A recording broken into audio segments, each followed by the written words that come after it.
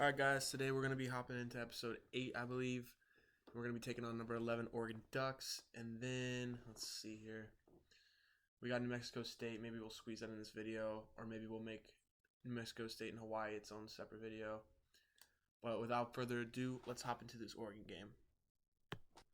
Number 1 passing offense in the country, almost averaging 400 yards in the air game. Ding dong, they just think they are. Another little wannabe gangster trying to play hard. Ding dong, they just think they are. Another little wannabe gangster trying to play hard.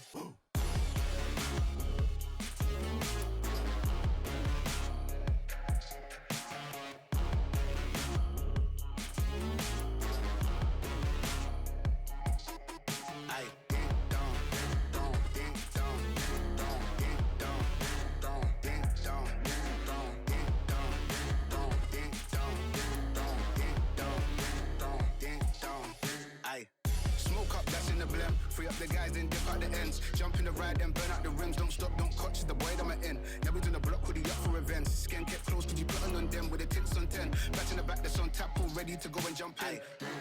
Ding dong, they just think they are. Another little wannabe gangster trying to play hard. Ding dong, they just think they are. Another little wannabe gangster trying to play hard. Ding dong, ding dong, ding dong, ding dong, ding dong, ding dong, ding dong, ding dong, ding dong, ding dong, ding dong, ding dong, ding dong, ding dong, ding dong, ding.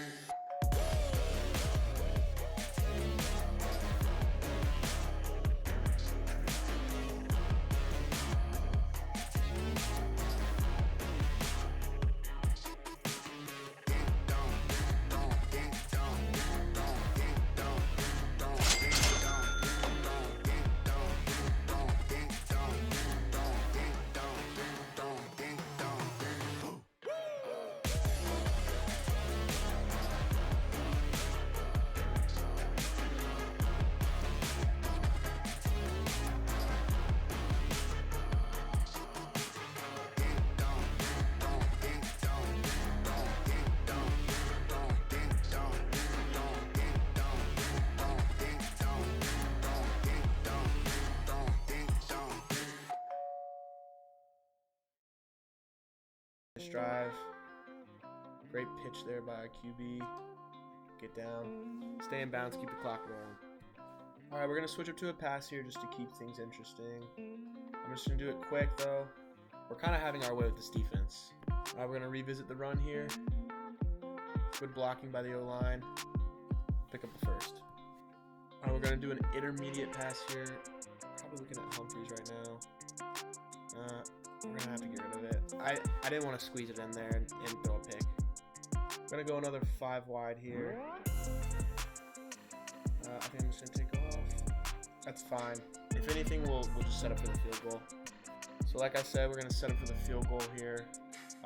Perhaps we pick up the first down. If not, though, our kicker's got plenty of leg. So they'll stop us. So we'll basically bleed this clock down into the 20s, and then we'll take our field goal. Alright, lining up this field goal here. It's pretty dead on. And that'll put us up 17-7 going into the half. I don't know what's going on with our defense these past couple games, but they're playing lights out, man. Managed to stop them on their opening drive. Good pickup on the block there by...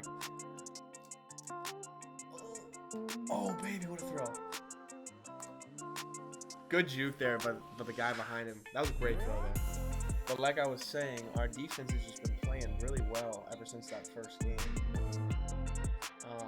And it's put us in positions to stay in a lot of games. Over there. And we've actually managed to be in control of a lot of these games against superior teams.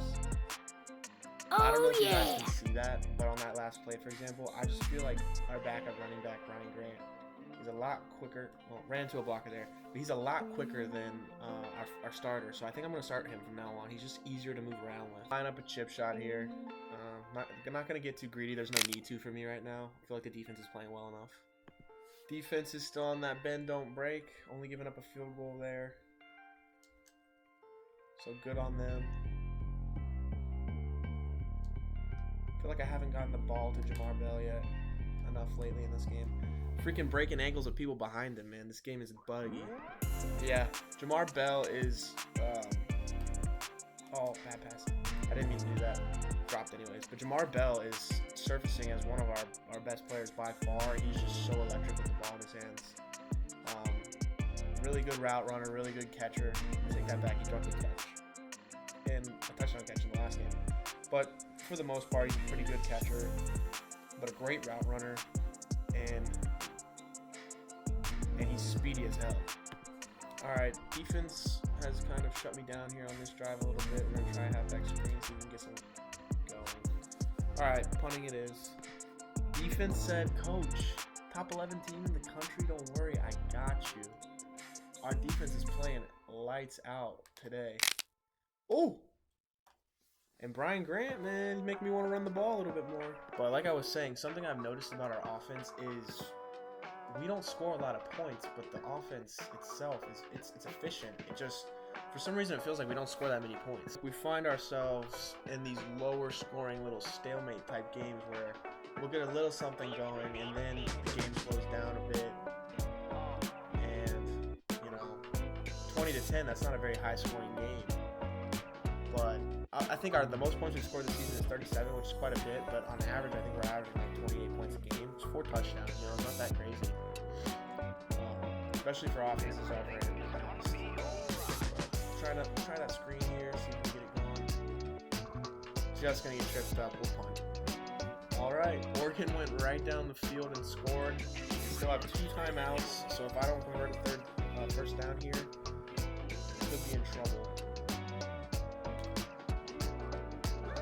That puts us really close to the marker. That's going to be good for us. I think we're going to end up being alright, but this turned out to be a closer game than we thought. I mean, I didn't anticipate being up by 10 going into the fourth quarter. I thought it was going to be really scrappy the whole way. I knew we could play with them because I've been getting more comfortable with my offense, but that first down right there is going to put it out of reach, so we'll squeak out of Autzen with a nice little 3-point win over another ranked opponent. Star out of Utah, middle linebacker, first decent recruit we've gotten to commit. Looking at the rest of these, we're starting to get some leads on these actually decent players. Now, these players, like I was saying a couple videos ago, these players are the problem because they are lower end guys. Ricky Carr's gonna be nice. I have a good feeling about him. He's built like Bruce Vaughn. Hopefully we can get something electric going with him.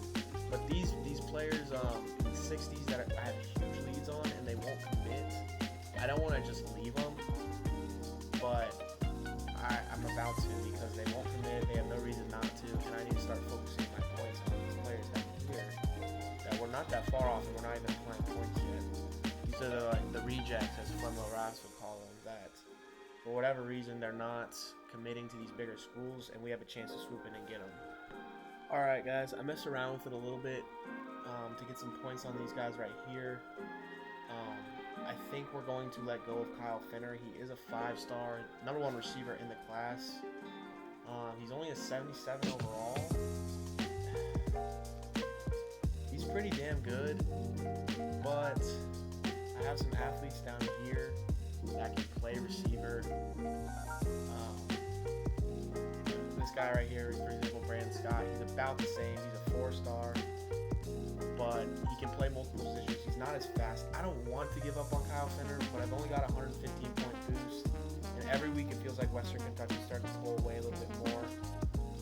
I haven't made up my mind yet, but I don't want to be in a huge battle and be wasting points on him and be getting other guys. So